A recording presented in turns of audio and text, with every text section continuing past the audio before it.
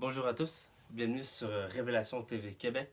Donc, nouvelle vidéo aujourd'hui sur le terme de l'avènement. L'avènement, c'est quoi? L'avènement du Seigneur, c'est son retour en fait. L'avènement, ça signifie le retour ou la seconde venue de Jésus. Donc, je fais cette vidéo-là parce que je crois qu'il y a certaines personnes qui ont mal compris mes dernières vidéos où il y a une genre de confusion. Il y a une certaine confusion au niveau de ce terme-là, de l'avènement, du retour de Jésus, de l'enlèvement. Donc c'est pour ça que je fais cette vidéo, pour faire le point. Il y a certaines choses qu'on a vues dans des précédentes vidéos qu'on va revoir. Mais c'est juste pour faire une espèce de petite révision. Et pour être clair sur le terme de l'avènement. Donc, l'avènement, c'est le retour de Jésus. Et le retour de Jésus, c'est l'enlèvement. On a vu dans nos études précédentes que lors de l'enlèvement, Jésus fait son apparition dans le ciel, sur les nuées. On peut voir ceci dans 1 Thessaloniciens 4,15. Voici en effet ce que nous vous déclarons d'après la parole du Seigneur.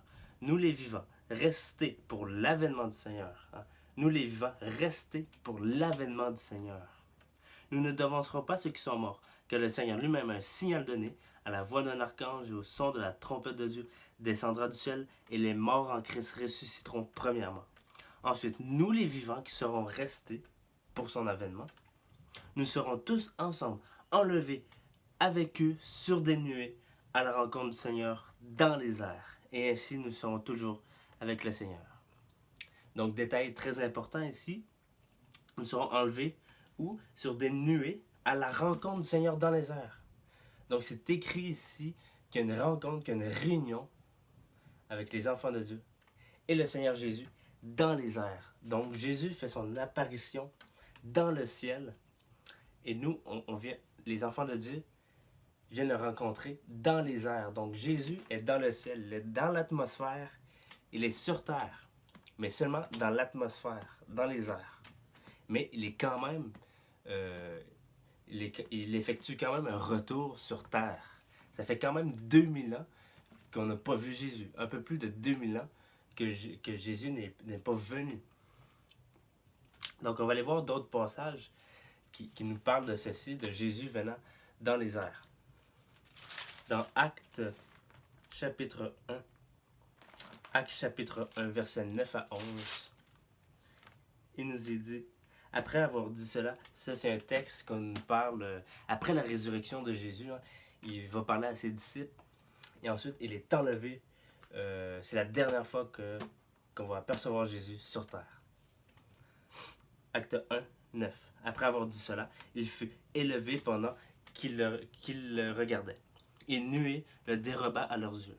Verset 10. Et comme il avait les regards fixés vers le ciel, pendant qu'ils s'en allaient, voici deux hommes vêtus de blanc leur apparurent. Verset 11. Et dirent: hommes galiléens, pourquoi vous arrêtez-vous à regarder au ciel? Ce Jésus qui a été enlevé au ciel du milieu de vous reviendra de la même manière que vous l'avez vu allant au ciel. Donc, Jésus est enlevé au ciel sur des nuées.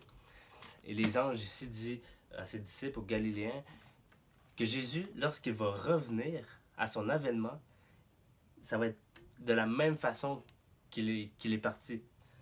Il va revenir sur des nuées dans le ciel. Un autre verset, en Apocalypse 1, 7. Apocalypse chapitre 1, verset 7. Il nous est dit: voici, il vient avec les nuées, et tout œil le verra, même ceux qui l'ont percé, et toutes les tribus de la terre se lamenteront à cause de lui. Oui, amen. Alléluia. Donc dans ce verset-là, on voit que Jésus va venir sur les nuées et que tout œil le verra. Le monde entier va voir l'apparition de Jésus dans le ciel. Dans Luc 21, 27, un autre texte dans Luc, chapitre 21. Luc 21, 27.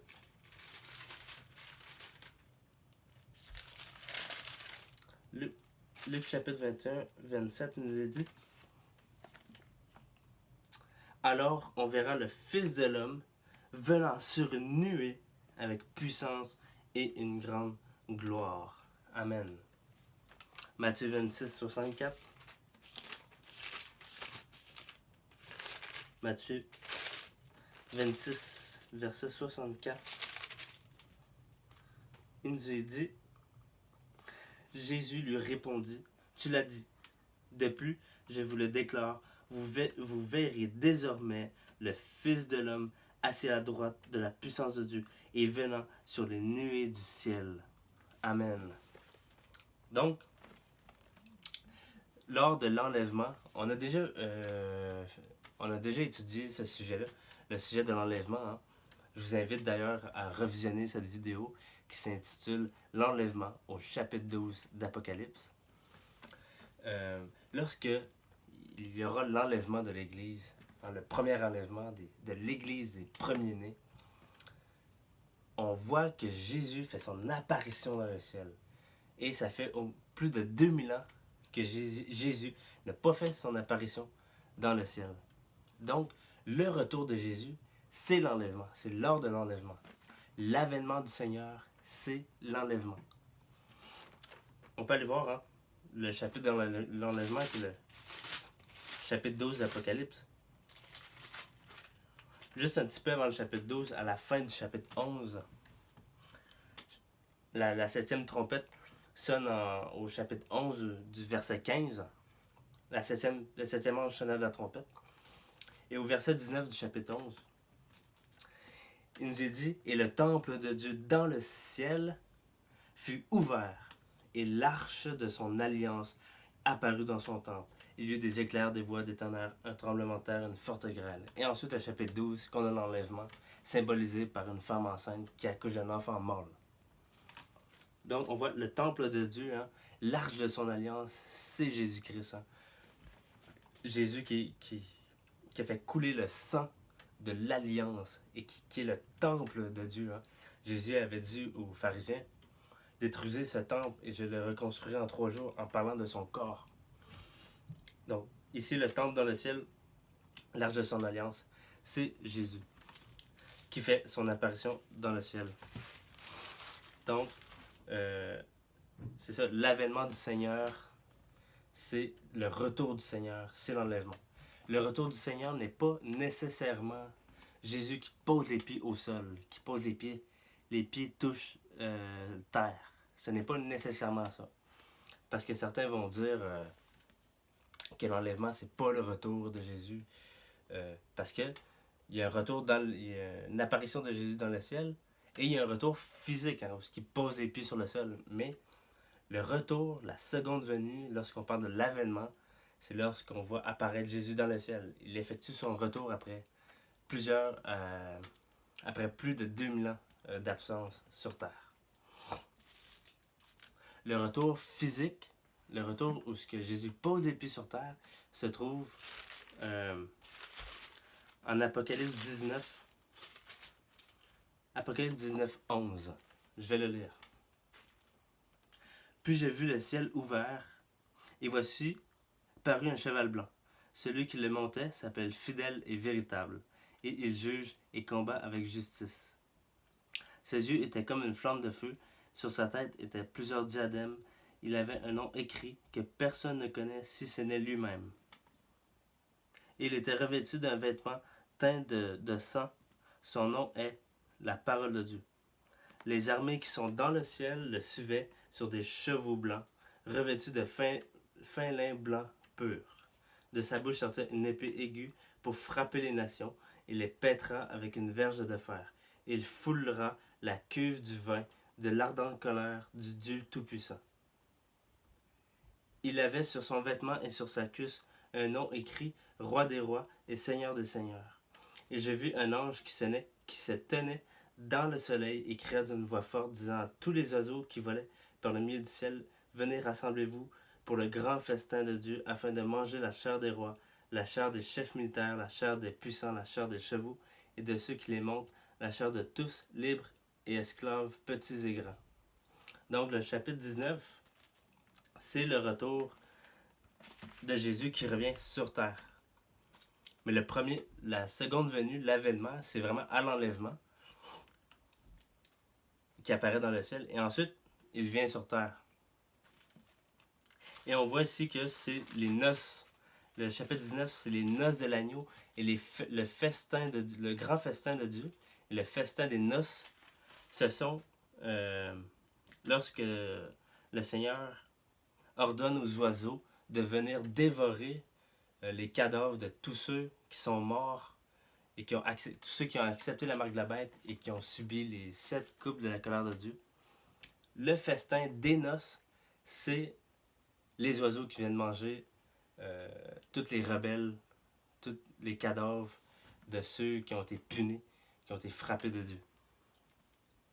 Afin de manger la chair des rois, la chair des chefs militaires, la chair des puissants, la chair des chevaux et de ceux qui les montent, la chair de tous, libres et esclaves, petits et grands. Et je vis la bête et les rois de la terre et leur armée rassemblés pour faire la guerre à celui qui était assis sur le cheval et son armée. Et la bête fut prise, et elle et le faux prophète, qui avait fait devant elle les prodiges par lesquels elle avait séduit ceux qui avaient pris la marque de la bête et adoré son image.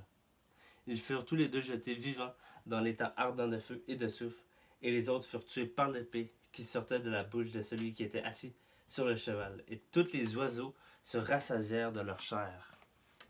Donc, on a le retour physique de Jésus au chapitre 19 et le grand festin des noces de l'agneau qu'on a vu, que c'est les oiseaux qui viennent dévorer le cadavre de tous ceux qui ont été frappés de la colère de Dieu.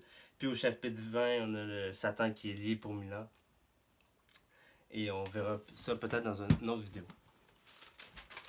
Donc c'est pas mal tout pour cette vidéo. C'était simplement pour faire un petit rappel sur le terme de l'avènement.